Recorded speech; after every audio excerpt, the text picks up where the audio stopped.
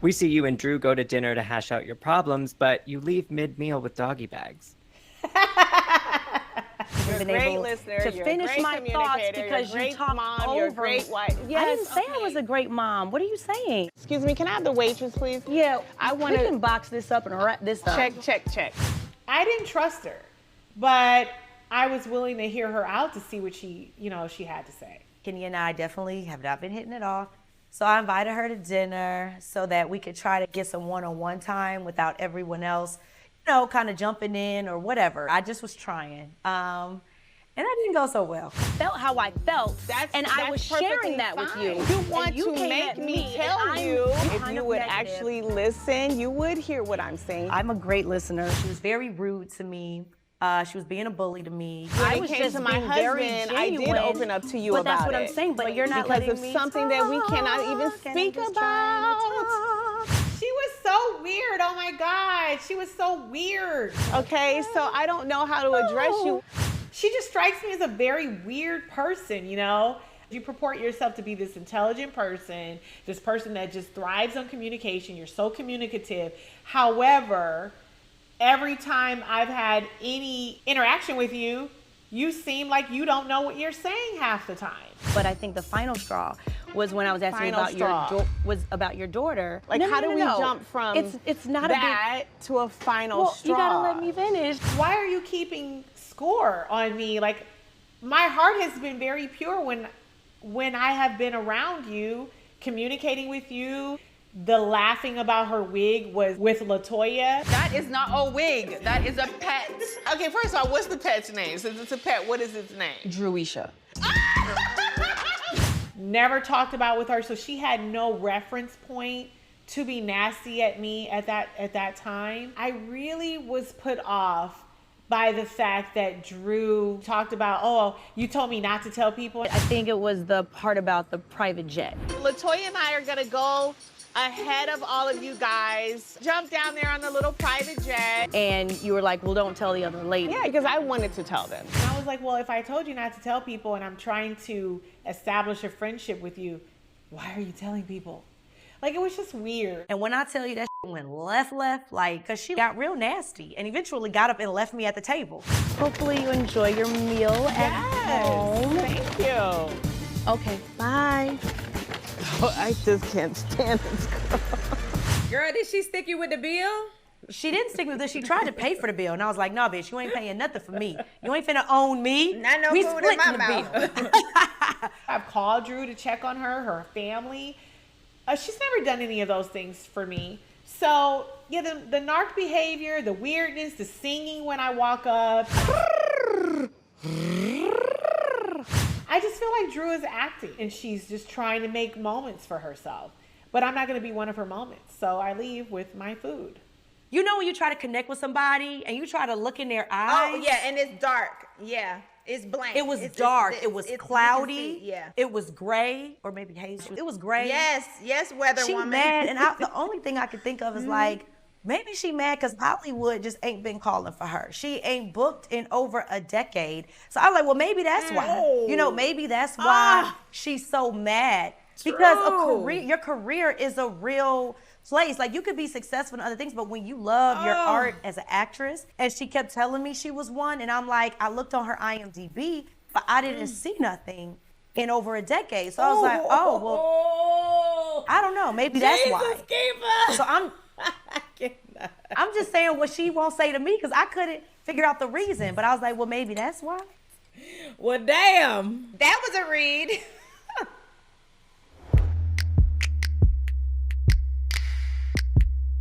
So Marlo gets the group together for a hayride. Wait, what? What happened? That's the day that Marlo was like, yeah, so did you sleep with Bolo? Did you sleep with Bolo? Did you have any encounter, look me in my eyes, sexual relations with Bolo?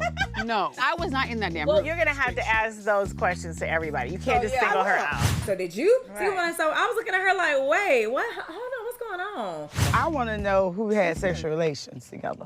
The people that are keep bringing it up.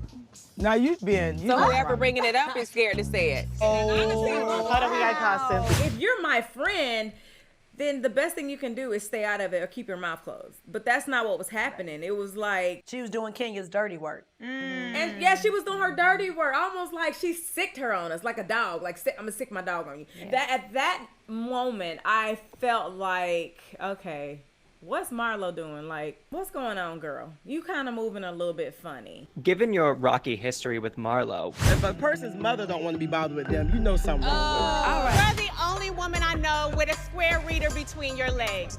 were you surprised she still had your back about the noises?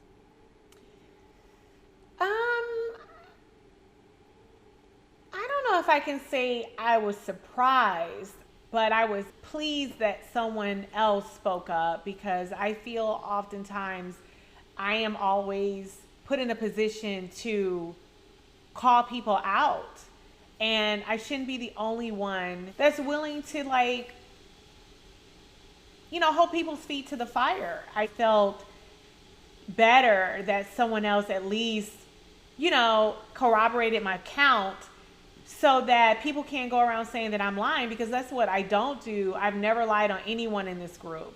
You cannot cut to any time where I have lied on anyone else in this group. However, the people involved have lied time and time and time again. Who said that? Candy, are you a lesbian? Because I've heard that, and someone at this table has been talking behind her back, saying she's a lesbian in the closet. Who said that? You said that. So it just, you know, it's just how the ball rolls for me dealing with these women. Can I just say one thing about holding the feet to the fire? I feel like with Kenya, she gets held to a different standard when her business is out there. You're a slut from the 90s. Let's talk about you and the one-eyed African who's married, honey. It's almost cool to talk about Kenya. It's cool to shade Kenya. Yeah. It's cool to go against Kenya. It's cool. It's cool to be mean to me. It's cool to bully me. It's cool to talk about my business. It's cool to tell lies on me. I feel like a lot of times as well, it's like, you know, you can't just have friends. It's like, you know, it has to be an alliance. She was doing her dirty work, almost like she sicked her on us like a dog. And then when I don't get along with certain girls, then all of a sudden I'm jealous of them. As I'm learning Kenya, it definitely seems like she's gunning for Portia. There's definitely something, whether it's jealousy or bitterness. I see it for what it is, and if other people can't, then I just feel like that's their issue. Well, I will say this as well. I'm not going to paint this picture that Kenya is this cute little sweet fluffy poodle, okay? That just comes with the best of intentions always, okay? She is the self-proclaimed shade assassin. I was put in that position. I'm not saying some of her actions may not warrant some of the response that she may get, because, you know, you also can strike a match and start a little fire as well. And I'll leave it right there. I can fan a flame, but I don't strike the match. Please show flashbacks of Kenya striking a match. Hair care. Thank you.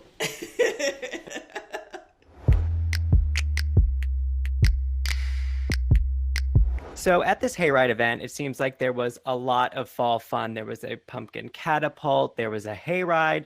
There was no hay on the hayride, but there was a hayride. There was no hay on the hayride? What? It was no, just a bunch of weave. That's as close as you gonna get the hay. Well, amidst all this fun, you discover that a story has leaked to page 6. They already talking about our party on page 6. Did you leak what happened? No, I didn't. I don't mess with page 6. I don't know if you know yet. It was in page 6 today. Yeah. It's like, I came for a good time. I'm like, and here we go again. We still talking about this? Like, I had been hearing and reading all of this stuff, but the way Kenya said it. But is it a party when you are hearing pants and moans and groans? It seemed as though it was multiple people in a room. It was verbatim of how it was written on page 6. 2 ladies allegedly went off into a private bedroom with a male stripper hired for the party to continue their steamy rendezvous. Oh, you know that's low down. You know it was her. Page 6 has never really been kind to me. They printed an article that Marlo, some bogus article about my Birkin bags not being real. So quite honestly, I don't F with Page Six. So why would I call them and give them a story when they've written really nasty things about me? So no, it wasn't me. Kenya was definitely denying it. I don't mess with Page Six. If it was a B. Scott or if it was a TMZ, maybe. I was trying to give her the benefit of the doubt at the time, but I was like, oh God, now this is about to go to another level, because it's like, it's one thing for us to talk about it, but then when the blogs get to it, it's just a whole nother thing. What's crazy is the energy behind it was almost like, oh, let me give you the latest gossip. Like, did you hear, or girl, do you know, or here's a rumor? And I'm like, you do know I was there at Isle of Palm. It's so crazy because I really hate that it's like, you know, anytime you talk about something negative, you got to bring her up. But literally there was no one else ruining the trip. It was so weird. I was just like, okay, you know what? Got it. Never go on another trip where she's hosting it. Like, because I don't want to be tortured. I want to have a good time. I was like, damn, if I'm finna be like that, I'd just rather me and Portia take our little girls' trips on our own. I don't want to, don't invite me to no more that's like that. I don't want to come. Fun killer. Yeah. That was whack. That's the theme of the trip that she put on it. Whack. Whack. Whack. I second that. There's been a lot of discussion about freak hoes this season. Have you ever engaged in any freak hoe activity? Wouldn't you like to know, Mr. Producer? What exactly is a freak hoe? Oh yeah, I'd like to know that too. You know, it's levels to this. So I think a freak is like, you know, you're uninhibited in the bedroom. You're open to more things than the average girl. A freak hoe is somebody who's just willing to do that in a broader sense. But a certified freak hoe is basically somebody who will just do anything, anytime, anywhere with reckless abandon. This is the funniest thing. When that whole thing happened with Candy and with Portia, and I remember Candy calling her, now I may get this one wrong, I believe she said that she was a nasty freak hoe. Everybody. Girl, you was a freak hoe. And then Portia was like, you're a nasty freak hoe. You was a freak hoe. Girl, bye. So they were like basically calling each other nasty freak hoes. We've talked about our freak numbers. What is your freak number? Between 1 through 10, where would you rate yourselves? About 9. Okay. Now, we've never discussed freak hoe numbers, because apparently there's a difference, okay? Yeah. Just in case anyone was wondering, I think I scored a very low freak number back in the day. Cynthia? I feel like I'm like a 6 because I think I'm open to do things. I haven't tried certain things, but I'm open to it. It has risen from just this trip alone. Because I got a sex swing. That's gotta be at least worth 3 points. Since you met Mike too, I think it's gone up. I think he's challenged that number a little bit. Yeah. Oh no, I'm married Mike. to a Leo. You didn't even ask me about my sexual life with my man, but let me just say, that wasn't a question, but let me just say that, you know, as a woman of a certain age and who is newly married, and who has a husband that definitely enjoys sex a lot. You might be saying too much, Cynthia. Okay. All right, I'm gonna leave it alone. Let's just say that my freak level has risen since I've been married to Mike. You know, he's not a freak hoe, but he's definitely a freak. Okay? I don't think men can be freak. Well, maybe they can. It's a double standard.